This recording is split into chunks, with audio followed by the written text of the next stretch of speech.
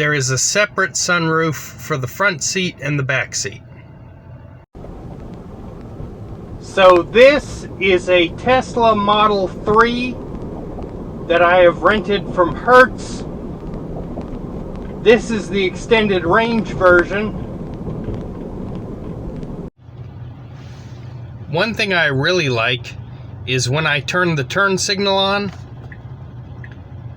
you get a side view camera that shows exactly what is going on behind and to the left, or behind and to the right, depending on which turn signal you have on.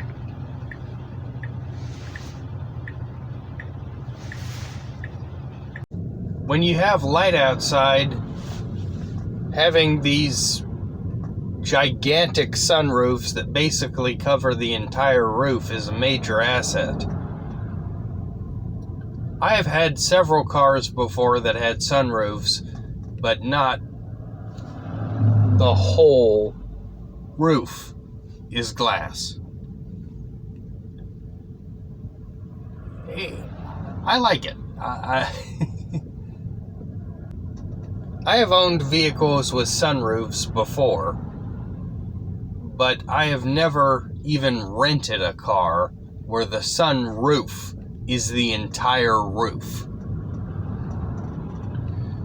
Like this. And I gotta tell you, it is very nice. Especially when it's sunny and good weather. I like this a lot.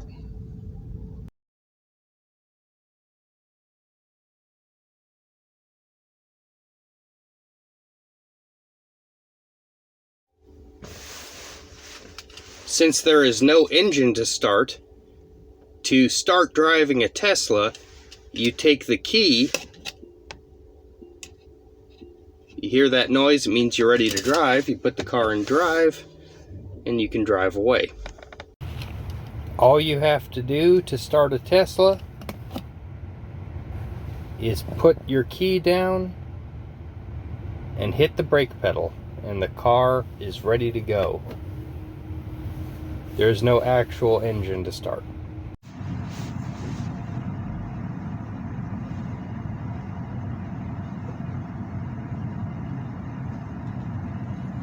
So I'm loving the backup cameras.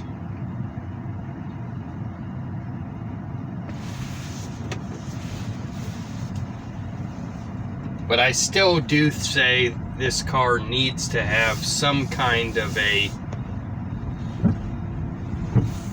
physical touch controls for the climate and the audio.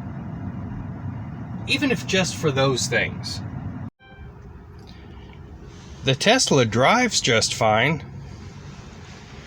but fundamentally not enough better to be driving the Tesla feels like driving a normal car.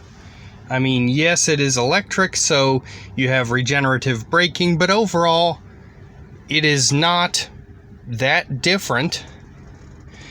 And you can get the same thing at a much lower price point with other electric vehicles on the market from Nissan or anyone else. And fundamentally, for its price point, it is just not worth it. Believe it or not, there is a neutral. The placement of the cruise control on here is a little different from what most people are used to, putting it on the shifter.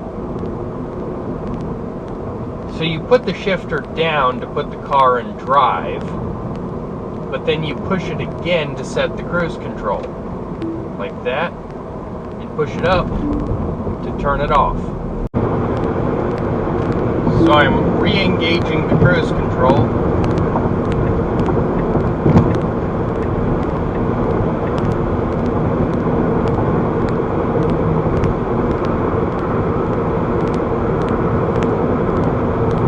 And we will see if it adjusts if it needs to. It may not need to here.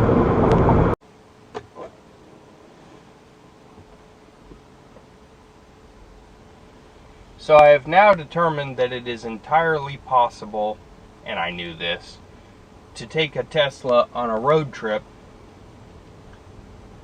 using the supercharger network to plan where I'm going to charge, and based on that, planning the trip around the charging stations. It is feasible. It is a nuisance, but it is feasible. It is doable.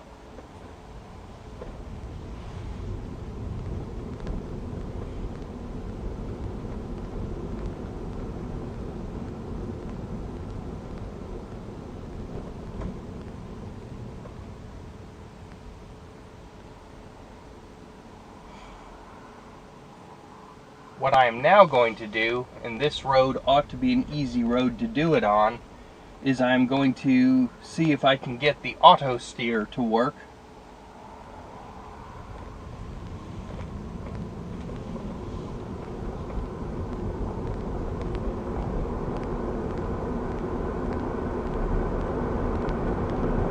And I'm going to see if I can get the auto steer to keep me in my lane.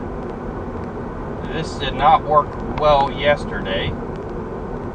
Let's see if I have better luck today.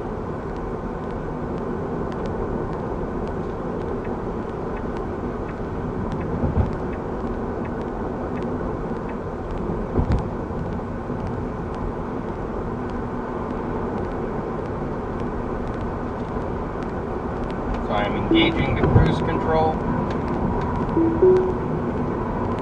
I have engaged the auto steer. I'm keeping my hands ready, but I'm going around a slight corner here, and the auto steer is steering the car around the corner. And it actually seems to be doing a very good job of it.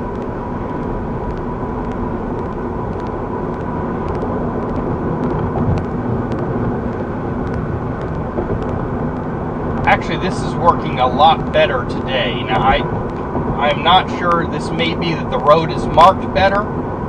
It is having less trouble seeing the lanes.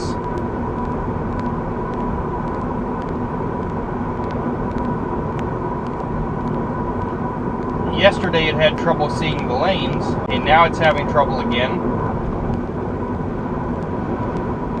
Okay, I'm taking over.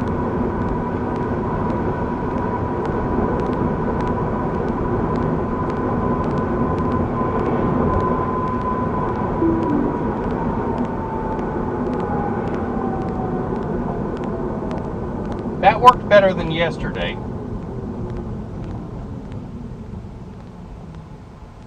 They have done some impressive work with it, but it is certainly not finished. It is not a developed product. I would not trust it unless I was ready to take over, which means really it is of limited use because I'm basically having to drive the car, which is what you're supposed to do. You're supposed to drive the car. So if I'm having to drive the car, it's basically like cruise control. That's all it is. I don't have to maintain the speed myself. I don't have to maintain the lane myself. The car can do basic things for me, but it is very limited in its usefulness. But as an assistant, it is fine.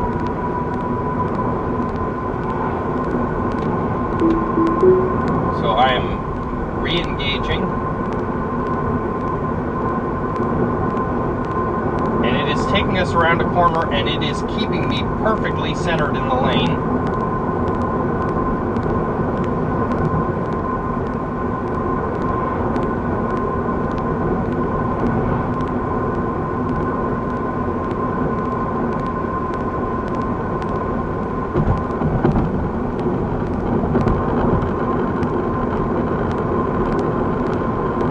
Working pretty well.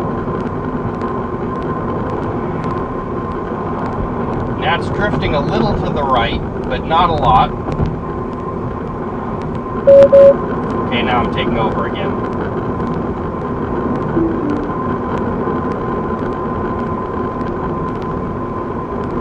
It can't maintain it. It can do it for a brief moment, but then it starts drifting.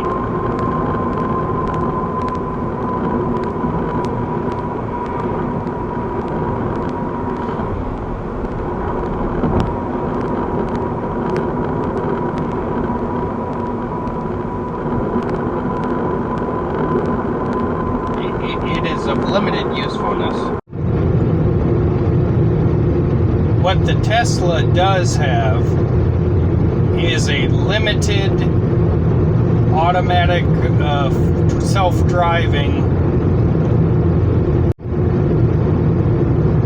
Tesla does have a limited self-driving mode where the car can keep itself in a lane by making minor turns here.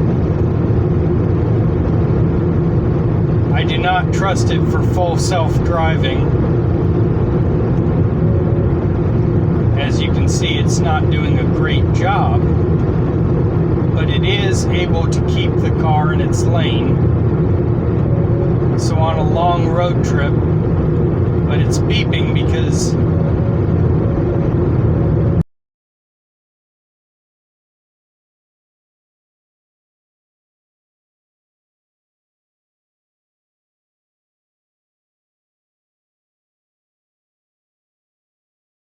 so to use the Tesla auto steer, I'm going to engage cruise control and then push this down twice again. Now the auto steer will keep me in the lane, although the auto steer is not exactly foolproof at seeing where the boundaries of the lane are, but the road is curving right here. It is going to curve again up here, and the auto steer is doing an adequate job of keeping the car in its lane. It is by no means perfect, but it really and truly is good enough as an assistant. Now this is not full self-driving. What I am using here, and it is pulling just like yesterday, it was going a little to the right, so I'm not exactly centered in the lane. And this is because the auto steer is not quite perfect at figuring out where the lane boundaries are. But it seems to be doing an adequate job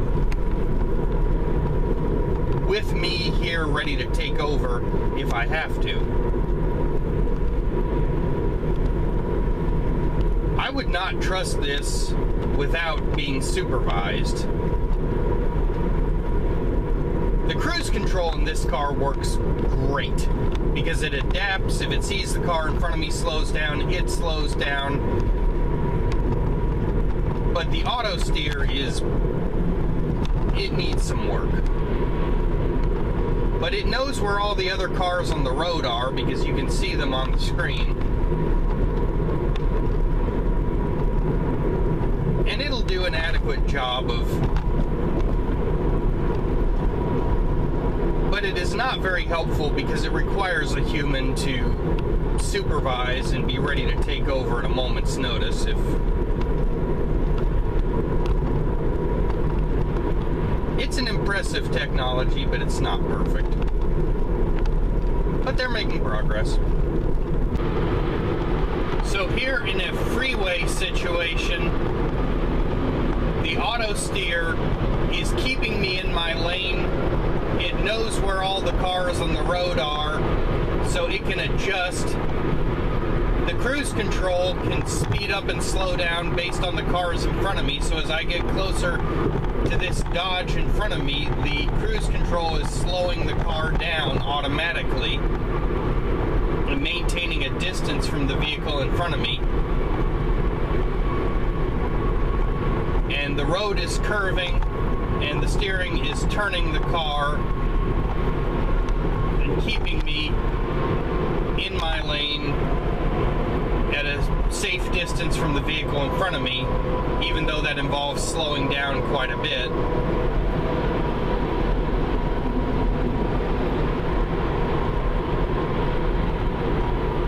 I absolutely do not trust this system without me with my hands and feet ready to regain control if necessary at a moment's notice, but it is still a technically impressive system. I mean, all it is a driver aid. It helps the driver. It can't actually be the driver. now it is speeding up again.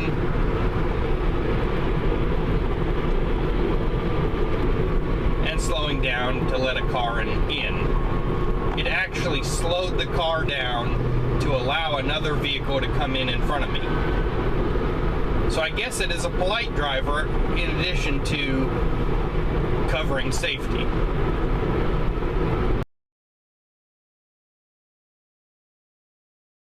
Then I push it down again twice, and the car will keep itself in whatever lane I am in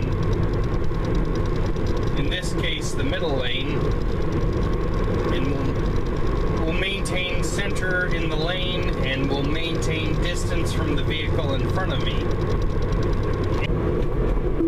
I have now engaged the cruise control, and if I push the shifter down again twice, it engages the auto steer.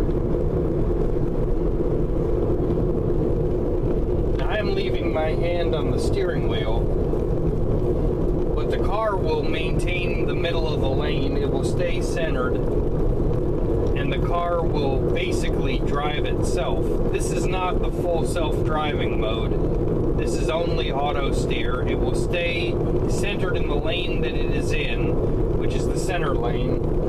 It knows where all the other cars on the road are.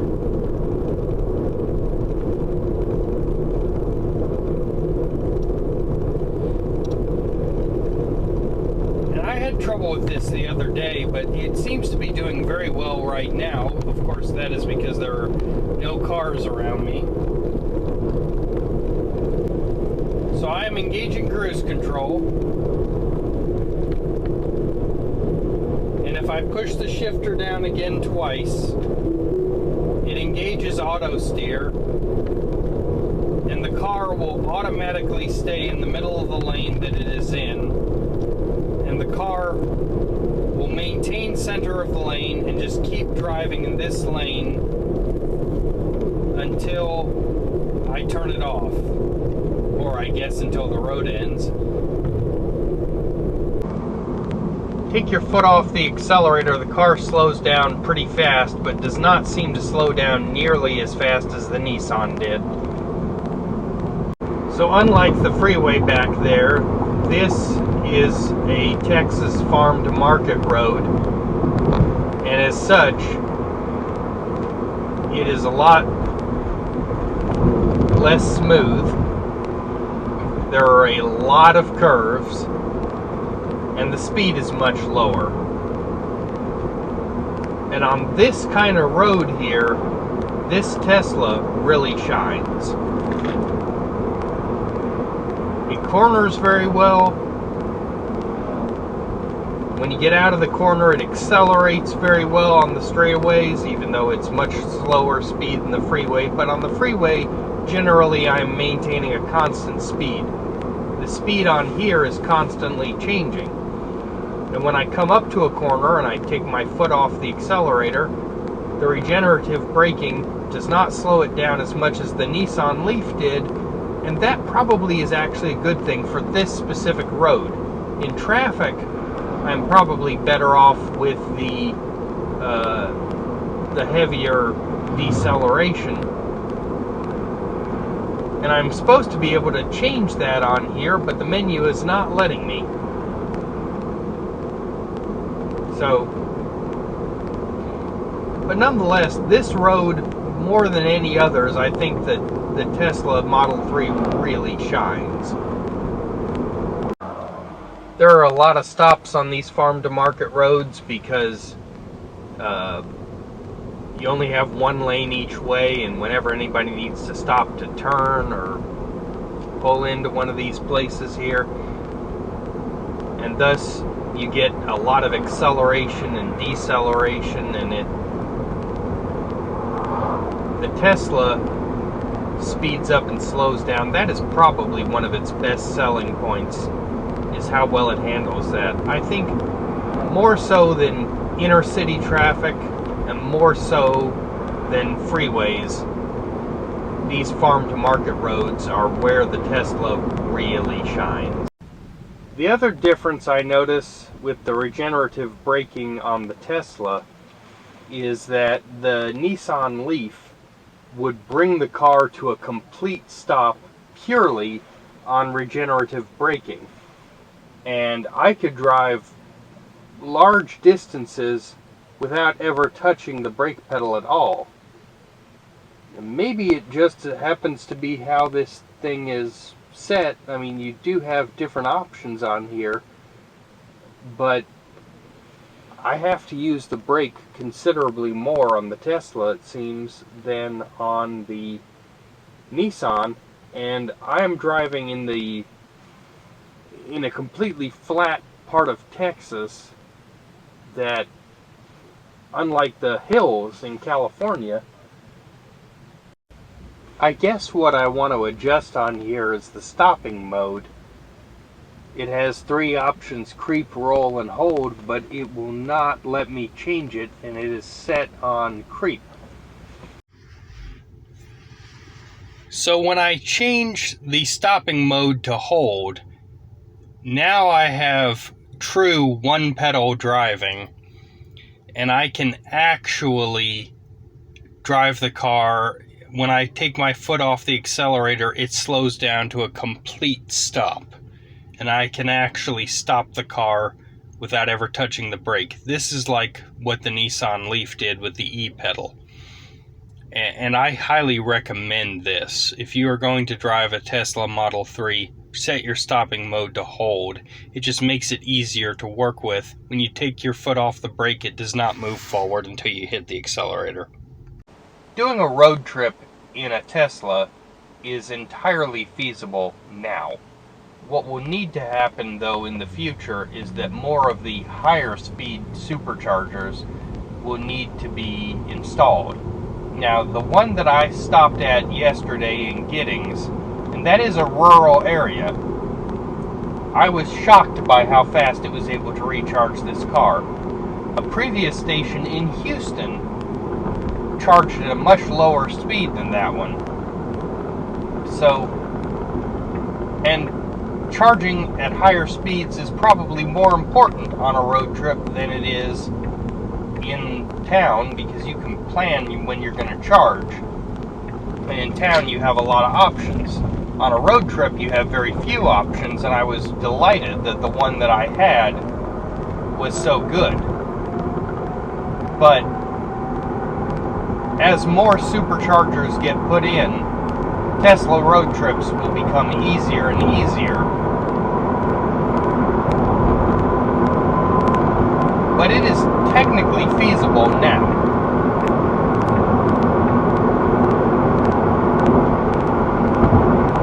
And now that I am on an actual freeway, I'm going to try this auto steer again as soon as I pass this 18-wheeler. Okay, engaging the auto steer.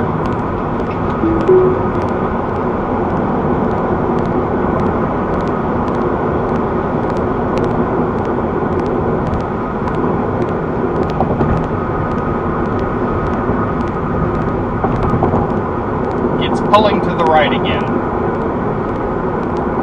It's hugging the side of the lane on the right side.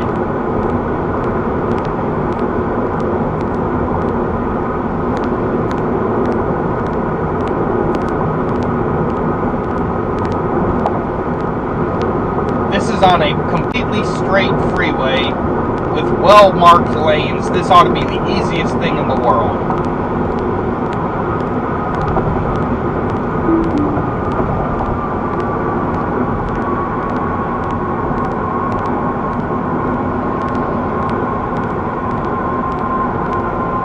Got to do some more work on this.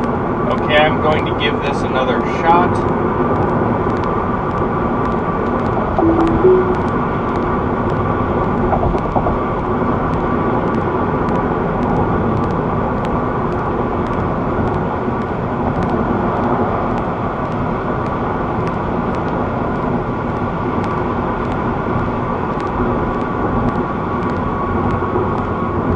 It is slowing down because the car in front of me slowed down.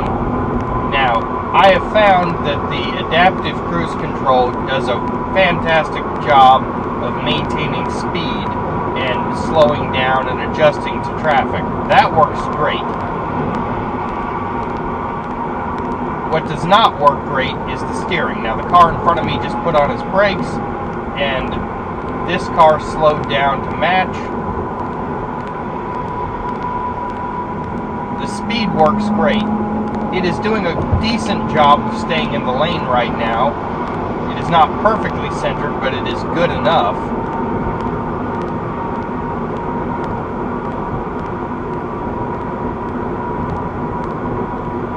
This is hit or miss.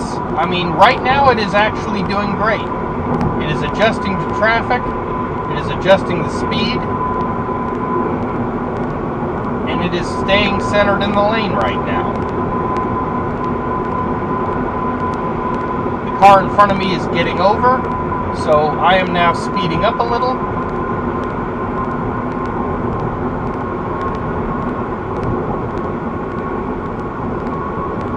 And now I'm getting a warning. It wants me to take control again. And it was doing fine. I'm not sure what the problem was. It seemed to be doing great.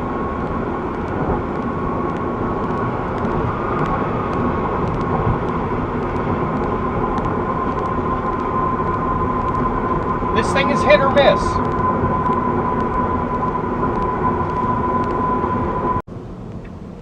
Slowing down, taking a corner purely on regenerative braking. Didn't touch the brake pedal to go around that corner. Purely take my foot off the accelerator and slow down.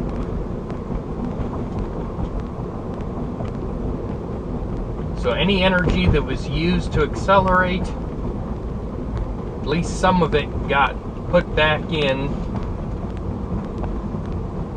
That right there is probably the greatest advantage that an electric car has.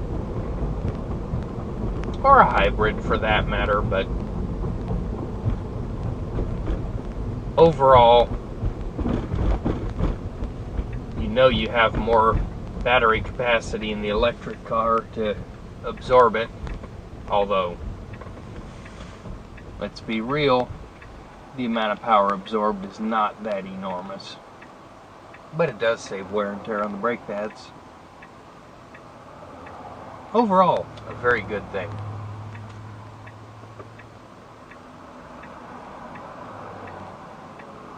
I think the regenerative braking is probably one of the best selling points for an electric car.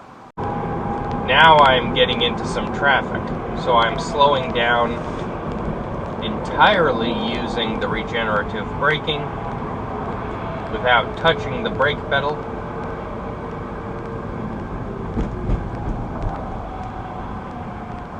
As is typical for an electric car, I will probably be able to do this without using the brake at all, or very little. Gentle acceleration followed by taking my foot off the accelerator and just letting the brakes handle it.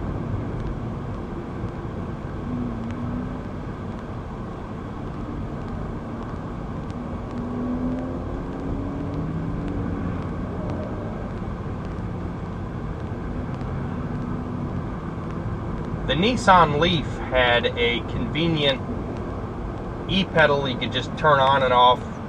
You could do it by touch. You didn't even have to look. Nothing on this car can be done by touch. You have to do everything through the touch screen, and it requires you to look. And I actually did have to use the brake pedal there a little. But because we were on flat ground, probably there's no reason to turn the e-pedal off if I had such a button. But not including it is a deficiency. That is something that should be readily available here. Driving this car in traffic, I did not get to take advantage of the rapid acceleration I get from the electric motor, but I do get to make ample use of the regenerative braking to drastically reduce the amount of power I have to use to get across Houston. And quite honestly, I am using the brake pedal more than I would expect to or like to, but not as much as I would with a combustion engine. So most of the deceleration is being handled by the regenerative braking. And with the Nissan Leaf, when I took my foot off the accelerator, the car stayed still until I hit the accelerator pedal.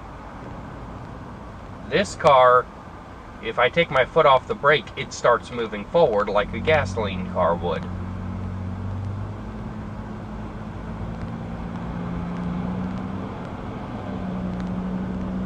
Not entirely a fair comparison, because I'm comparing Houston traffic to Los Angeles traffic, which are honestly very similar,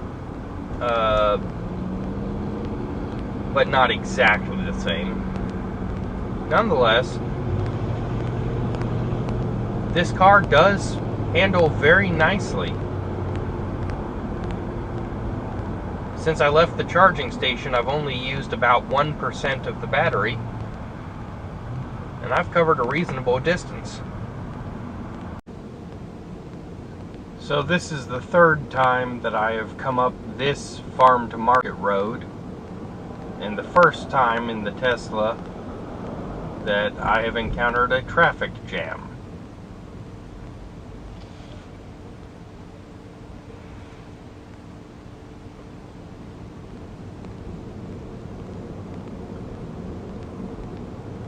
So the last two times that I drove this Tesla up this farm to market road here, I got here and there was no traffic.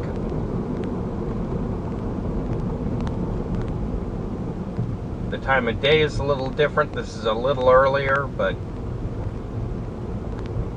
this time I am encountering a lot of traffic. Actually, so I'm barely moving, but not having to use the brake pedal at all, which is nice. See how far we can go with no brake pedal.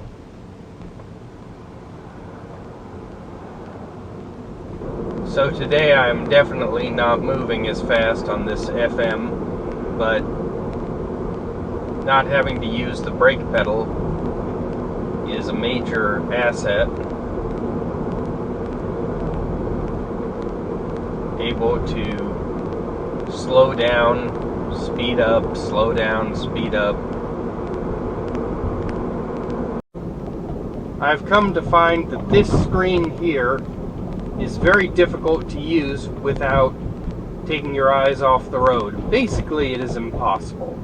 There is no way to use this without looking at it instead of looking at the road. Usually if you had buttons and knobs, you get used to where they are. You can do it by touch. You can turn up the air conditioning or turn on the heat or turn up or down the audio volume, change the station, whatever. You can do it by touch. This you cannot. At first glance, by comparison with the Nissan Leaf I rented last summer, there are certainly a lot less controls. There was the E-pedal button and the shifter on the console that the Nissan Leaf had, and this does not. Any settings you want to change, such as the pedal for the regenerative braking, is all done on the touch screen. See the pedals and steering, you have the same options, but they're not as quick and convenient as a little thing you can just reach down and push. You have to navigate through the menu to get to it, which is not very easy to do while you're driving.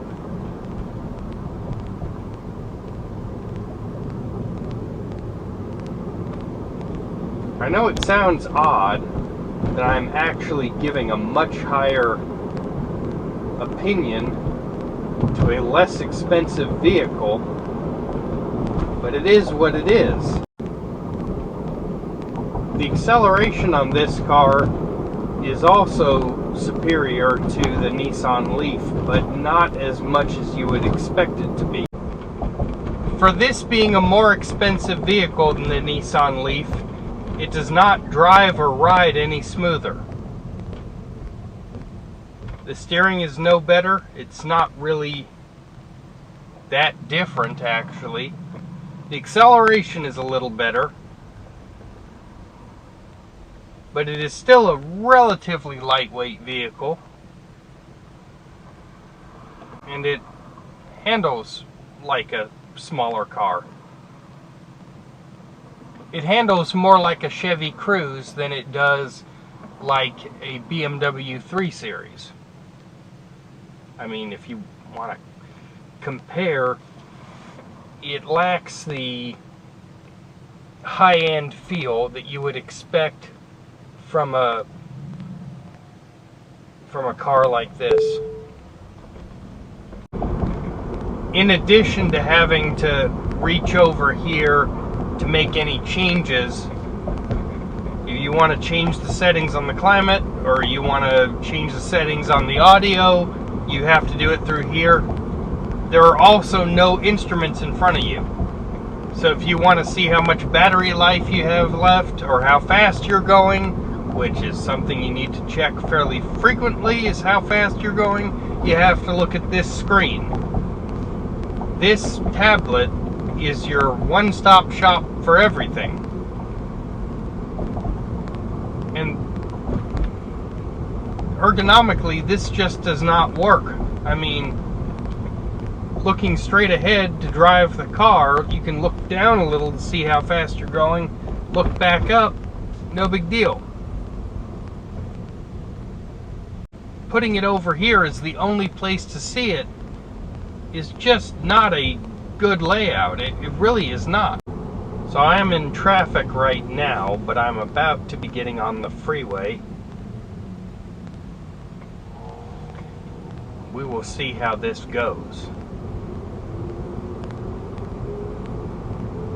I would think that being a higher end car, it would do much better than the Nissan Leaf did. But so far, there are a lot of things that are very innovative about this car. But overall, from a pure usability, practicality point of view, I drastically prefer the Nissan Leaf.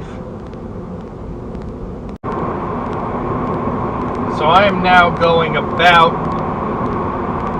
just over 60 miles an hour.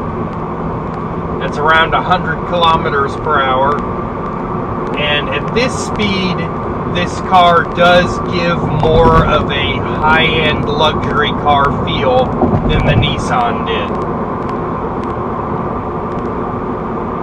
At lower speeds in traffic, other than the better acceleration, this car was not that different from the Nissan Leaf. But at higher speeds, cruising down the freeway, you can really tell the difference.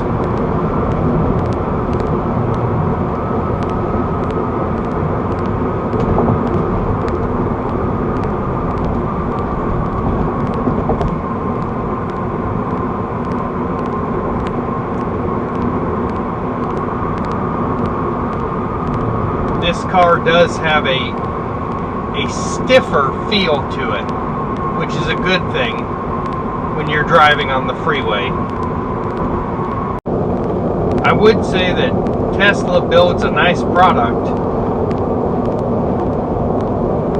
and you would think that I, as an IT guy, I am a computer professional. First and foremost, I'm a computer guy. You would think that I would, of anybody, I would be the one who would like a car that is built like a computer. But from a practicality point of view, this is not a computer. This is a car. And to operate it like a car. You need to be able to reach down and grab things by touch so that you keep your eye on the road. You need to be able to do that, and the fact that I have to look at the screen to change anything is a problem. And if you are going to drive a Tesla, this is how it is going to be.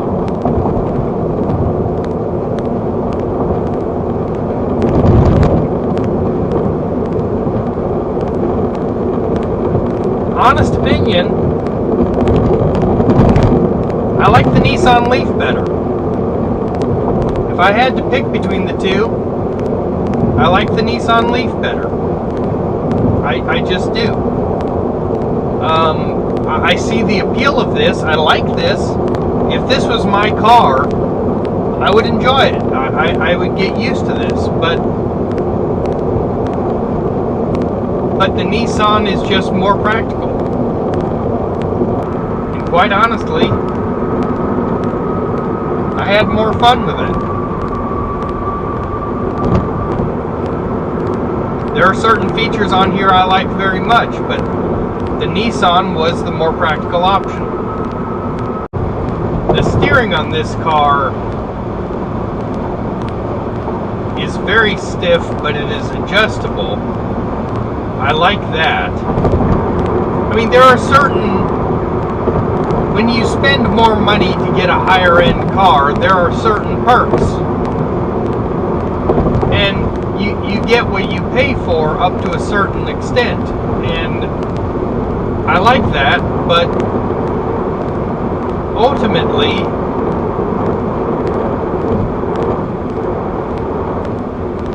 it's not as big of an improvement as you would expect it to be. In Texas, we have farm-to-market roads, and I am about to get off of this freeway and onto one of the farm-to-market roads, and we can try this on a more rural country road and see how this car does.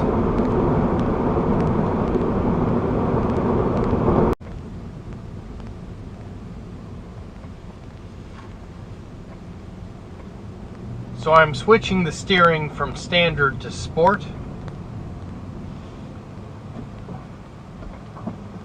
As I turn onto this farm-to-market road.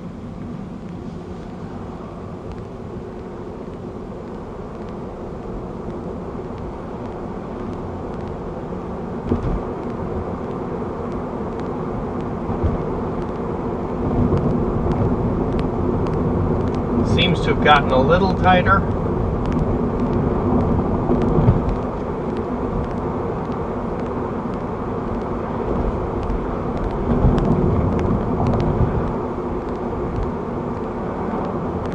Going around a corner here, a rather sharp one.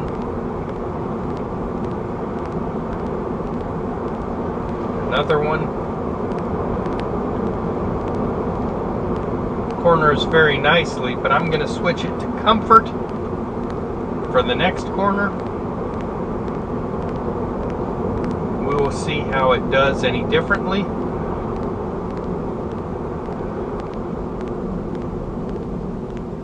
But first, I have to deal with traffic.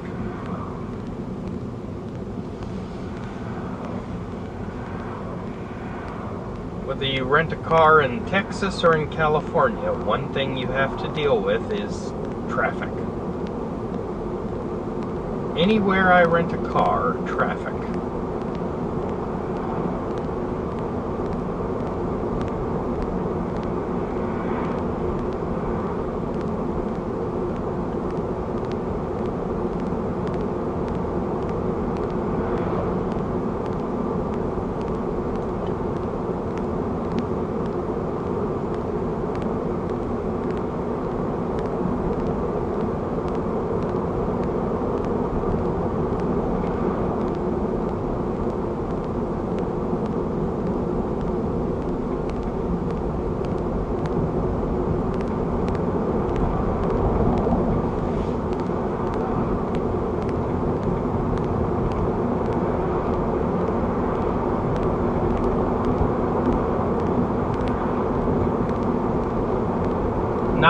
significantly different. The comfort makes it a little softer.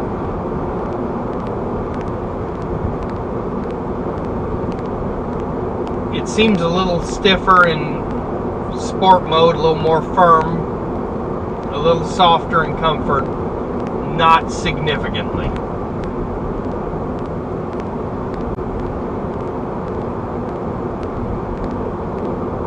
The reality is you could put it on whatever you want, and I like the fact that it lets you pick very easily. You can do it to your preference. Going around another corner here in comfort mode.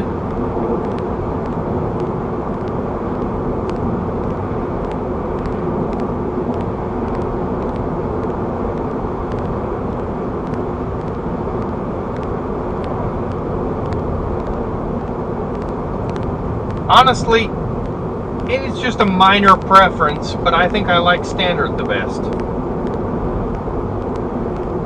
But it's not a big enough difference to really matter.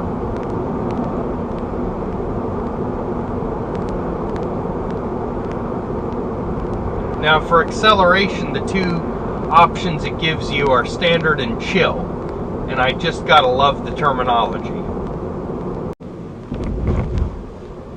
And we're gonna try some acceleration here. Now see, the Nissan Leaf could not have done that.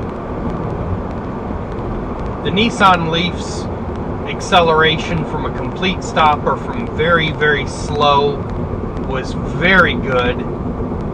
And as you accelerate and as you get to higher speeds, the acceleration tapers off.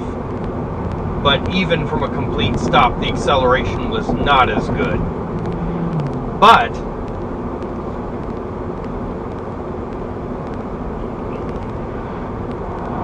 it was still very good. It was just not quite as good, but it was still very good. This is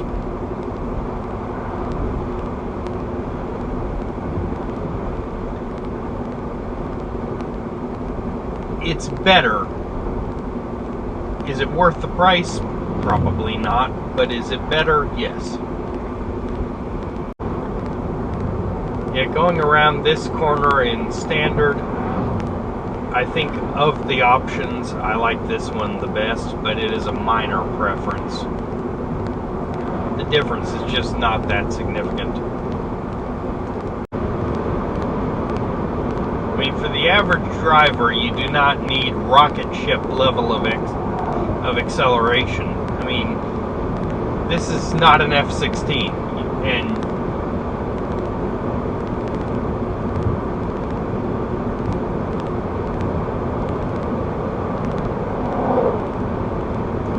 quite honestly, I mean, this is an impressive car from a technical point of view.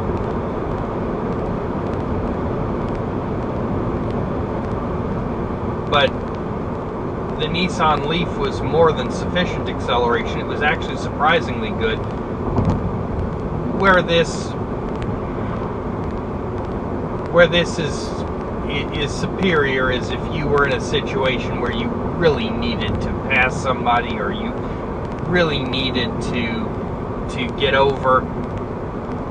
This car has a level of power that the other did not, and especially as you get to higher speeds, the difference becomes much more noticeable. Okay, I'm going to make a very tight corner here in sport mode.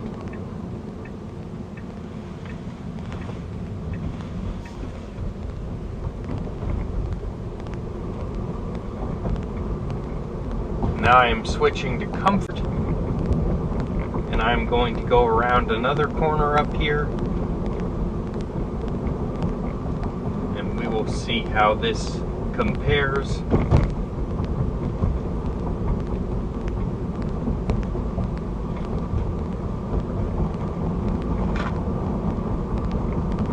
Definitely softer. Definitely not as firm, but not a huge difference. Any other car on the road, you have knobs and buttons for the climate control and for the audio, whatever. On the Tesla Model 3, the only thing you have is a built-in touchscreen. Basically a large tablet. The problem with this is you cannot do anything by touch. You actually have to look away from where you are going to do what you are going to do on the screen. You want to change the station, you want to adjust the temperature, you have to look away from the road. If you do this when you're at a light, no problem. But I can adjust the AC or change the radio or whatever by touch. With a new car, it takes a while to get used to where it is, but eventually you do. This is about the only car that I have ever driven that is like this. Maybe that takes a while to get used to, I'm not sure, but because you cannot do it by touch, you do have to look. It is a distraction. So, I have safety concerns. The layout of the menus is pretty good. It generally is very easy to find whatever you are looking for, so no complaints about the layout, but it is not something that most people are used to have to go through menus to change anything on your car. People are generally used to buttons and knobs, and cars are getting more like this. Most automobiles now have some kind of a menu system for settings. Tesla takes it to a whole new level by having that be pretty much everything. But if you are used to that with a smartphone or a tablet,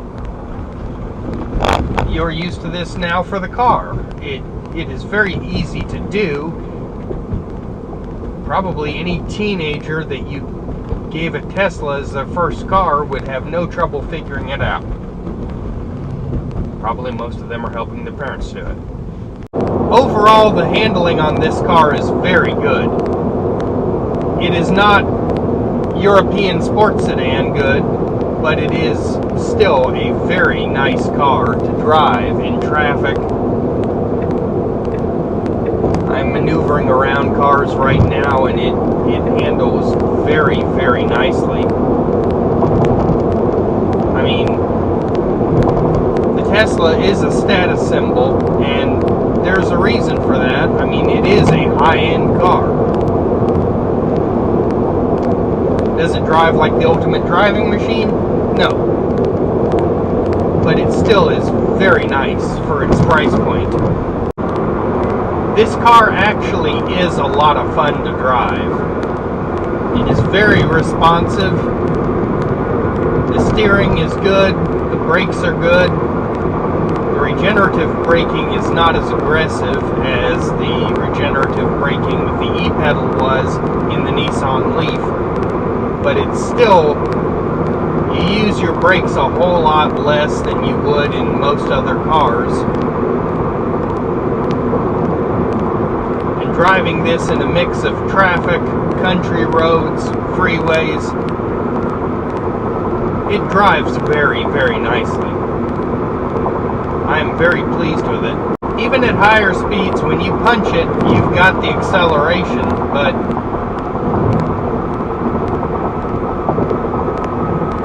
it is not nearly as good as it is at lower speeds.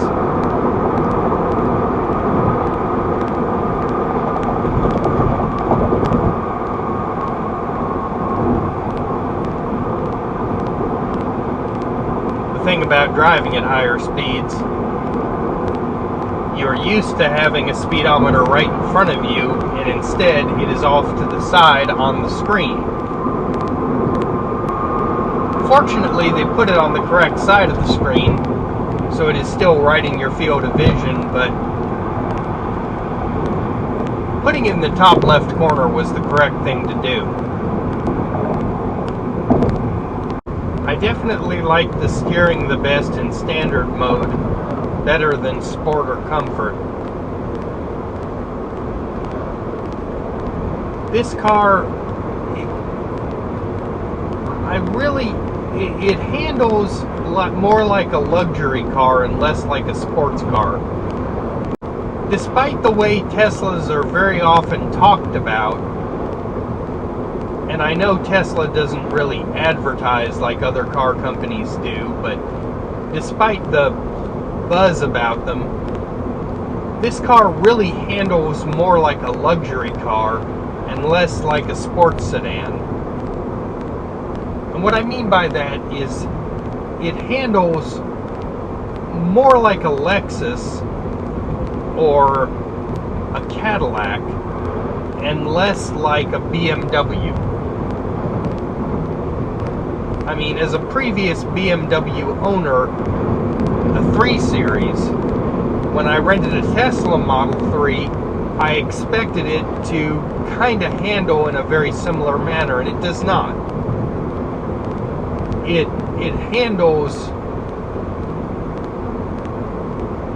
It handles more like a luxury car and less like a sports sedan. I mean, driving this, it corners like a car that is larger and heavier than it really is. That is not a criticism. The interior of the Tesla Model 3 has plenty of room. Not just comfort, tons of storage space. The navigation system in the Tesla allows me to type while the vehicle is in motion, which my Google Maps on my Chevrolet does not. I do not know why it is recommending I go around the Beltway, but I am going to go ahead and do as it recommends. That may be due to traffic, but it will give me an opportunity to take this car over the Ship Channel Bridge, which is rather steep. We'll see how that goes.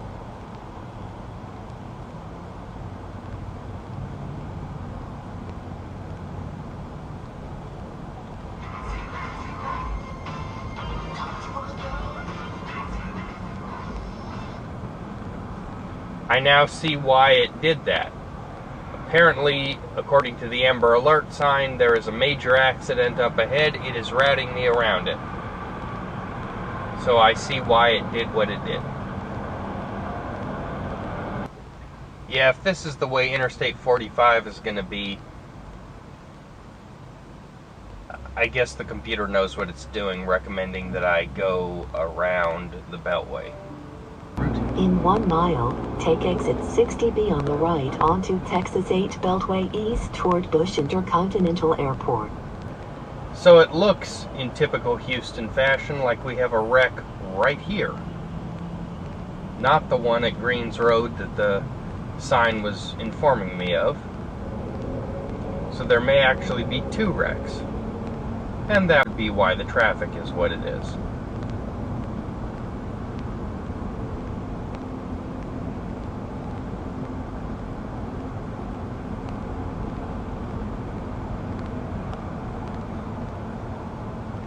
And as a consequence, everybody's trying to get into this lane.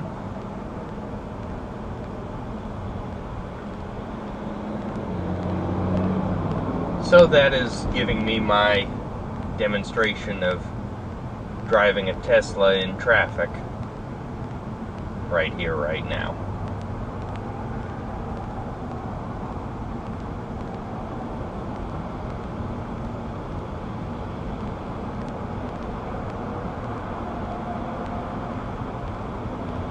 That would also be why there are all these fire trucks here.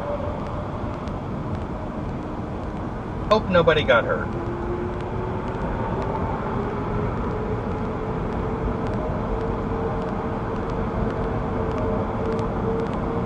Oh, it does not look that bad.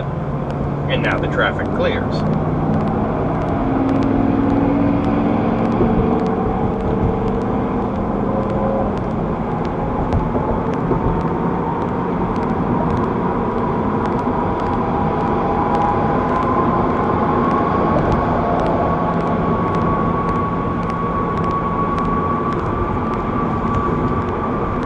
take exit 60B on the right.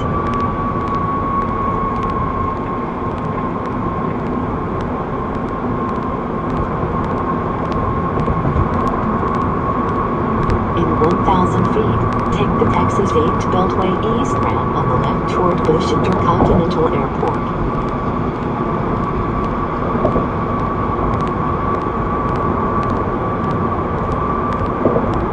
Now take the Texas 8 Beltway East ramp on the left.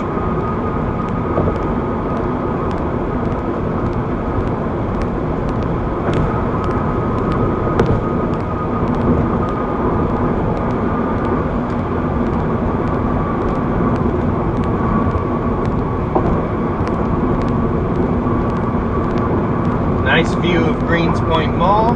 Don't know if that's showing up on the video.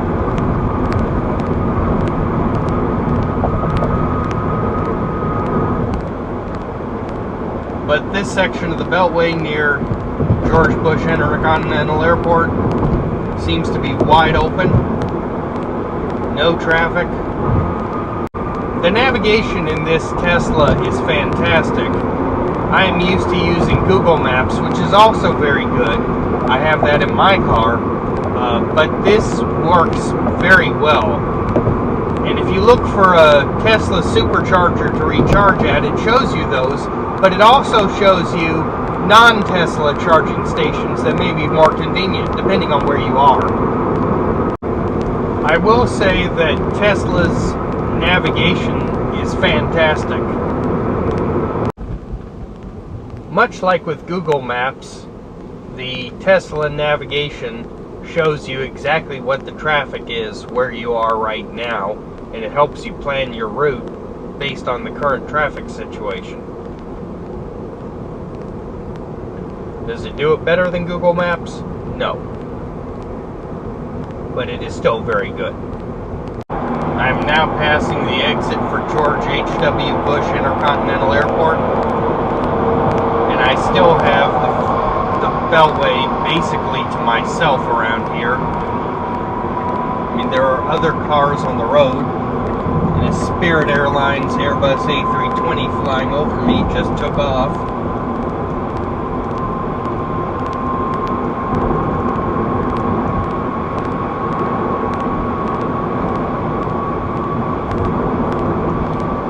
And I have only used now 5% of the charge. Gone from 97% to 92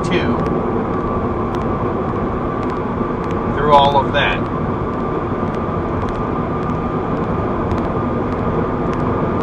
In 1 mile, keep left to stay on Texas 8 Beltway East. I do not know why the navigation needs to tell me to keep going where I'm going.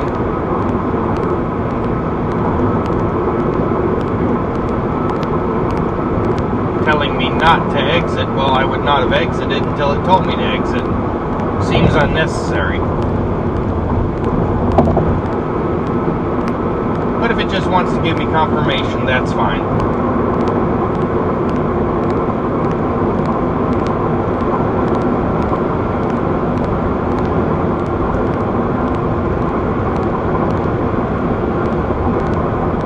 Now keep left to stay on Texas 8 Beltway East. Which I was going to do anyway. So I am now going over the Ship Channel Bridge. This is without a doubt the steepest uphill I have taken the Tesla on since I have had it. I never doubted this thing would do well going up a hill, and I'm doing it at a constant rate of speed. But it seems to be doing pretty well.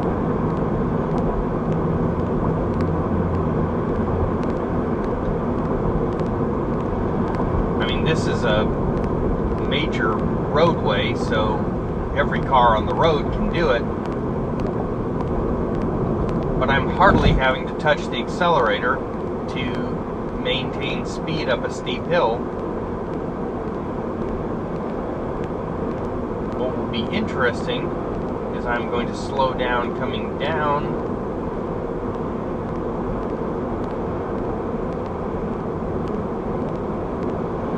I'm not completely sure how the regenerative braking is going to handle. Yeah, see, it wants to apply more than I need, so I have to give it.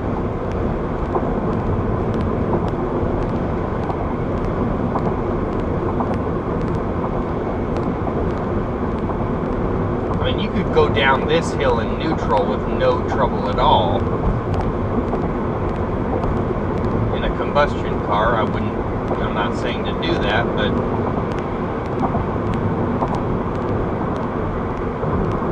and now coming off this hill, going up a little bit again, but not much. Going to go around a corner.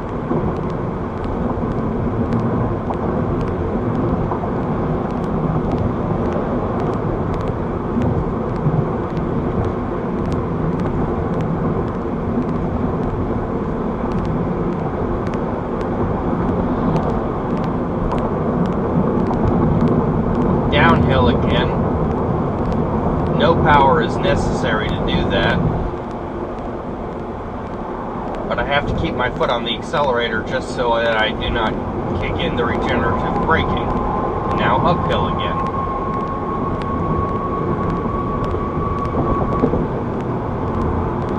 So I'm barely touching the accelerator through any of this.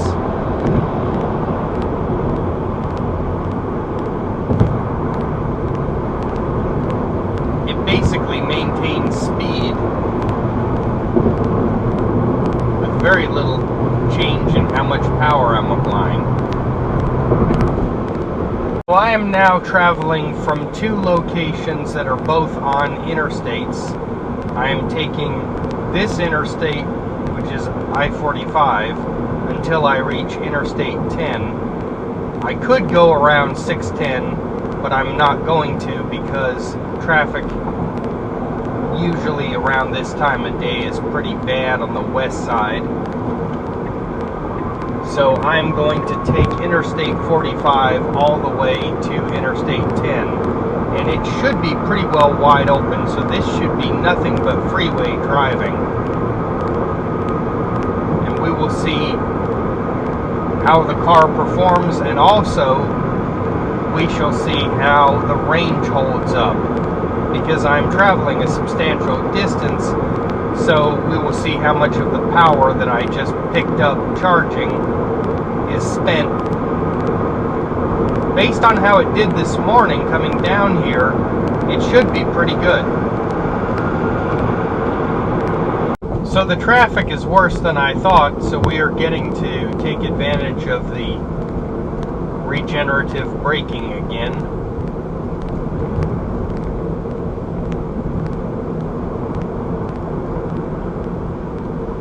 I do like the fact that the cruise control on this car is set up in such a way that if I was using it back there and a car comes in front of me and slows down, the cruise control adjusts and slows me down. So I didn't even have to change it, which I would have, but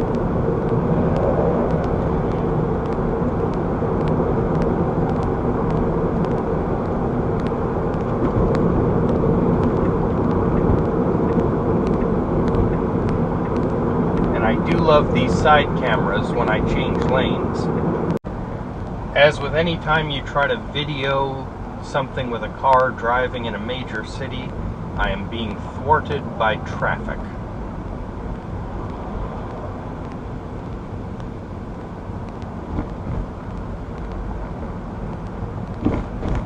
Downtown at straight up noon, what did I expect? Lunch hour traffic.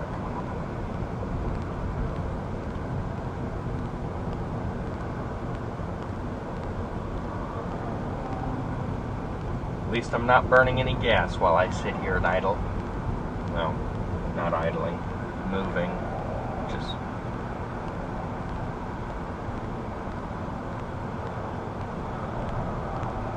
11 miles an hour.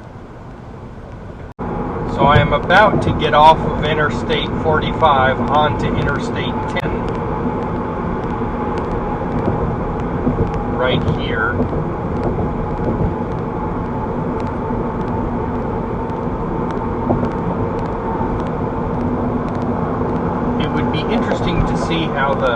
adaptive cruise control handles that if I were running on cruise control, but unfortunately traffic is not going to allow for that. I may have to test that some other time.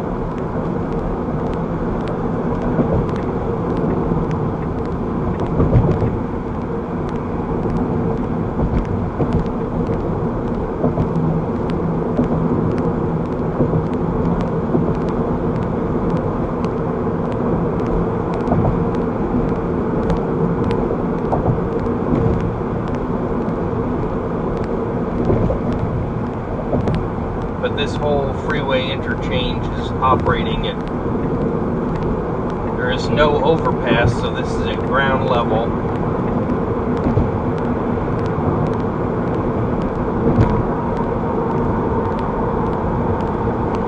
Smooth transition. I'm now on Interstate 10 heading west. That would have been easy in any car. I am trying to get off of Interstate 10 here, and this side view camera, really, I'm not used to using it, and my instinct is to still look visually to confirm, but this is great. It really is.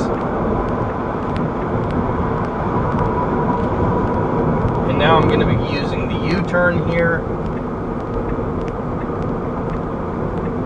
So the other side view camera gets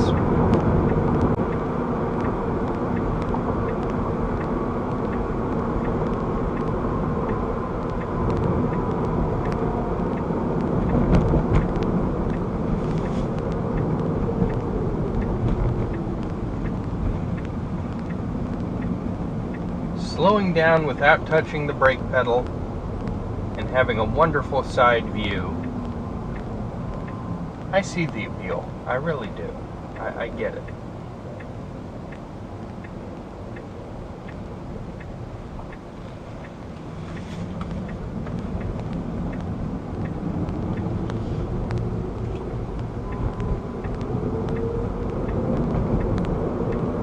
And getting over to the other side of the feeder road. These side view cameras are fantastic. When you are driving on the freeway, it does not drive like an electric car. When you are driving at lower speeds, it does. It is much more responsive. When you put the pedal down at low speeds, it accelerates a lot faster than a combustion engine could. But when you are driving on the freeway, it drives like a gasoline car does. Overall, it takes a little while to get used to. But once you get used to it, it actually is a very easy car to drive. Very different from what most people are used to, but there is nothing fundamentally wrong with thinking outside the box when you're designing a car. So I am now going to re-engage the cruise control.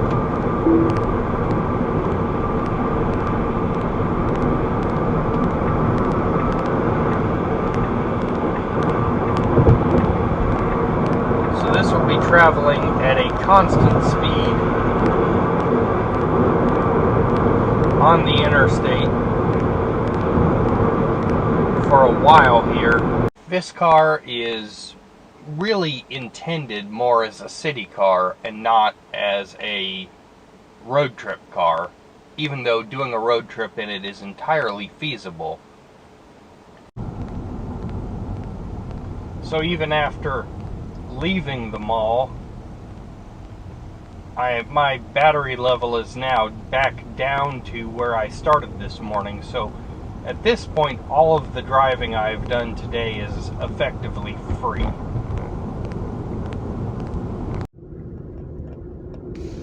One of the things you notice when driving is at the top of the screen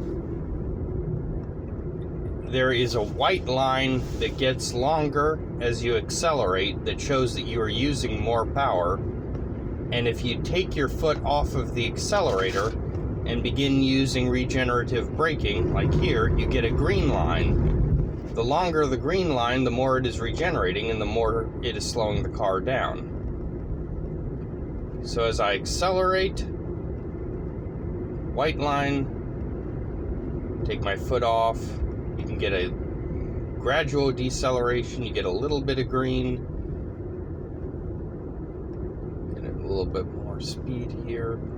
So now I take my foot off, slows down a lot of green. So I'm slowing down for a light here, heavy deceleration, heavy charging. This car corners very well.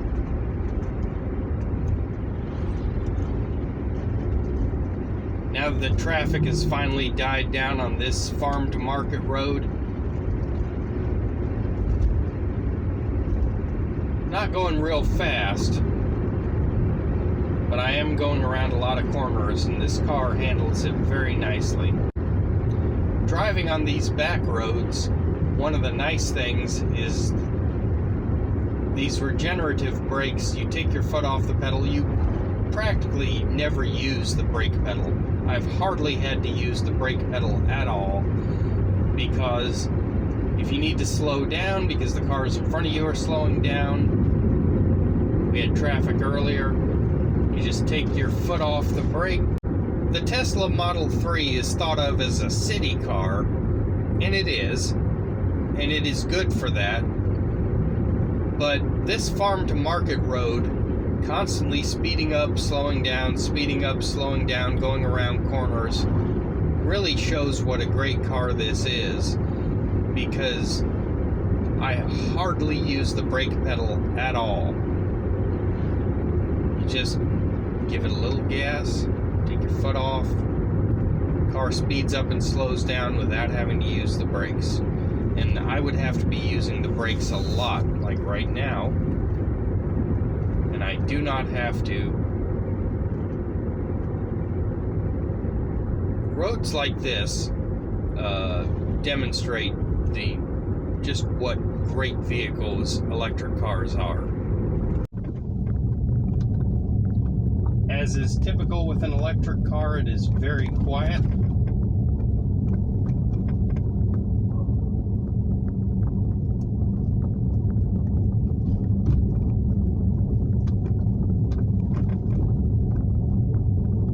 Get plenty of road noise, but no noise from any kind of an engine.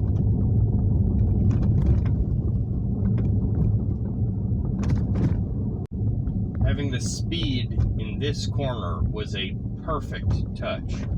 If they're going to make you use this tablet as your only means of control, since there are no gauges, there's no speedometer. Took me a while to find where the odometer was. This has a little over 17,000 miles on it. I am going to make a 3-point turn here.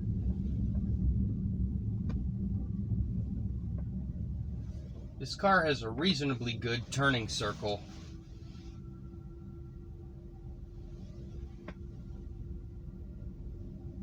But not fantastic. I had a BMW 3 Series that had a much tighter corner. I could have done that without having to back up. This car cannot. They need to work on the ergonomics. You need to have buttons and knobs here you can get by touch to change the radio station or to adjust the temperature, and not having instrument gauges. I mean, it gives you your speed and how much battery charge you have right here where it is easy to see. So it certainly is functional, but it is not what people are used to, and quite honestly, it is a safety issue anytime I want to adjust the temperature or having to actually look, because you cannot operate this by touch. If there were buttons you could push, you could do it by touch. If there were knobs, you could do it by touch. This cannot be done by touch. And that is a a design issue that they need to address.